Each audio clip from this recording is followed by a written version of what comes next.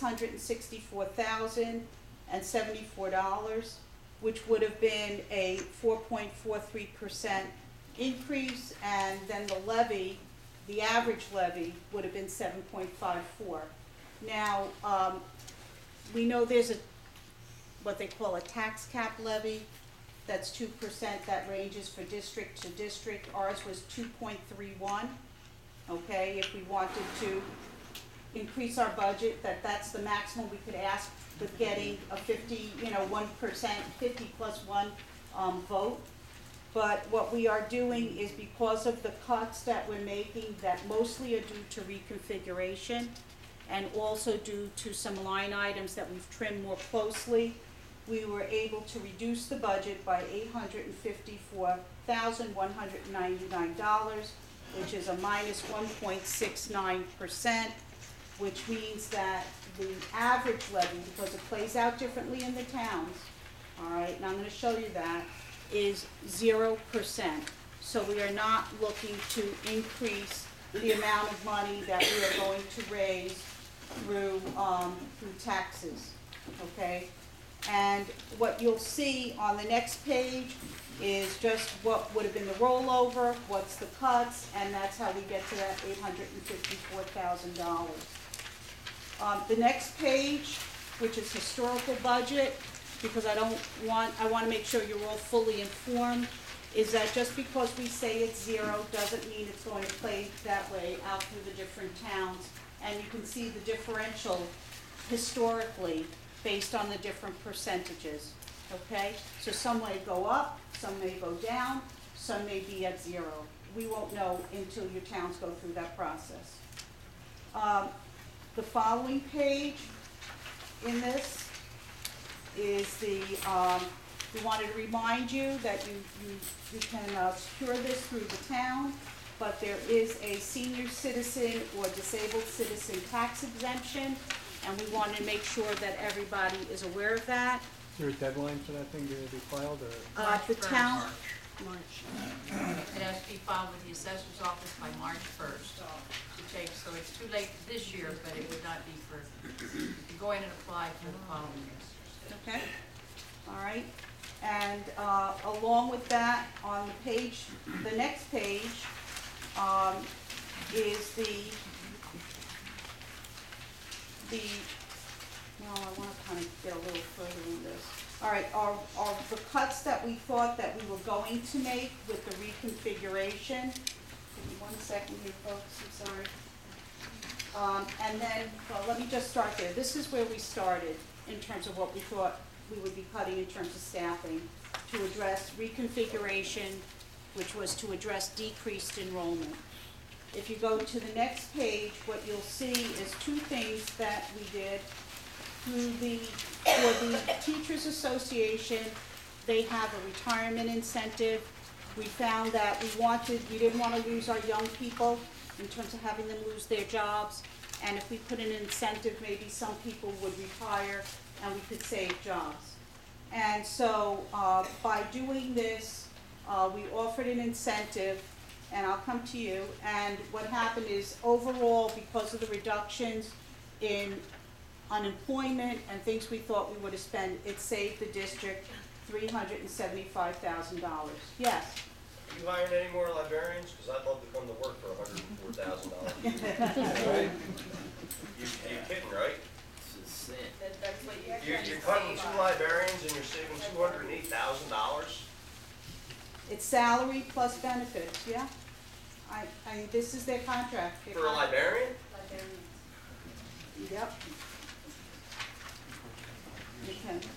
For Antia, we did something similar because we wanted to also cut jobs. We didn't want to lose jobs for our young people. And while it was neutral, we didn't really save money, we saved jobs. But there was an incentive offered for our Antia, which includes our teaching assistants, which we had 3 of them retire and 1 clerical. Then on top of it, if you go to page 14, we are keeping 3rd grade at all 3 elementary schools for 1 year as part of the reconfiguration. So to do that, we had to add back one teacher, because we're offering the programs at 3 schools. That's why we can't do 3 schools anymore. And then because we have 108 kindergartners, which is more than we anticipated, we had to add an additional kindergarten teacher.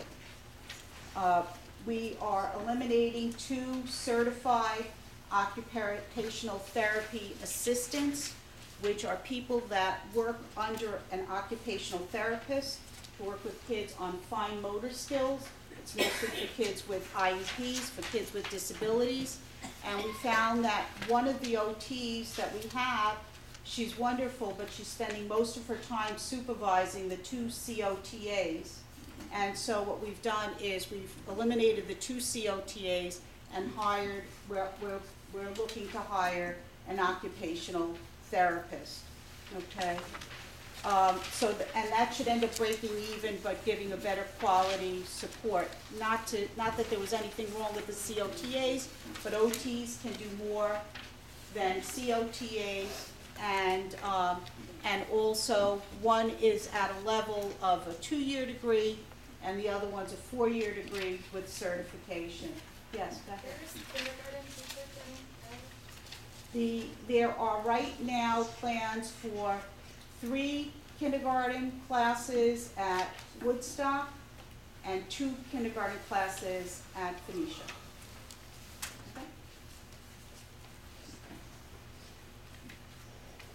We also reduced by a speech therapist and a reading person. I'm sorry, how many teachers did you say there was? 5 total? kindergarten. Yes, for 5 kindergarten. kindergarten. Okay.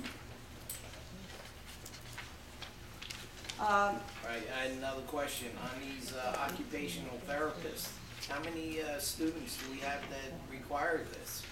It is individually, what happens is for every student, and I've looked over, actually I realized we could make the cut because I actually pulled the OT schedules and I looked at them. The same thing with the cut in social work. I pulled the social worker's schedule to see how many free slots they had, to see what would be available for kids to walk in and make an appointment, and what we had to deliver to them as part of their individualized education plan.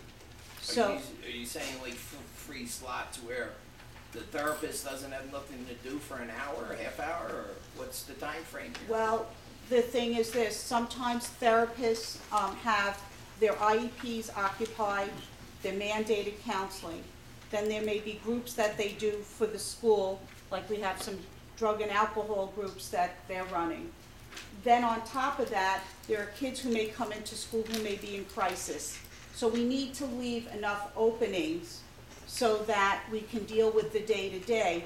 But my impression and I would say my judgment, based on my clinical experience, because I used to be a director of special ed, was that we had way too many slots open. And that's where we made the cut. So everything has been really looked at, every staff member's schedule. I just want to really assure you that every stone has been picked up, I'm not saying that This is what I was referring to before. Now, when you start at my job, it's 6 years to come to top pay. And now, your first year, you're responsible for 25% of your medical. Where me, I don't pay any now. Mm-hmm. But, I've been there, like I said, 23 years. So, to equalize it, a teacher starting at 60,000 plus 25, and you're saying they're contributing maybe 10%? That's absurd. I mean, that's like your copay went up $2. First of all, like I said, the board is hearing, they're listening, they've been hearing already. Yeah, I know, but I understand Mr. Spencer talked about, we don't want to get editorial with the teachers. I understand it, but unless they're going to give up $500, they're going to be okay with that. If they got to give up more, it's going to go to war anyway. You might as well go for it all. Let's get it straight. We can't sit here and just keep going 7%, 8%, 6%. It just keeps going up. At some point, we have to say, wait a second. You know, now my wife is fearful that we're gonna lose our home. You know, and I can't go yet. I got at least 7 years to go down here. Some So, people already you have. know, Right, but this didn't just happen. It's been happening. I understand it didn't happen. I knew a lot of teachers who've gone through the program here, the personal friends. That's not the point. The point is they know they're making better than any other person here, just about. And they don't wanna give it up. Yes. I mean, let's be real.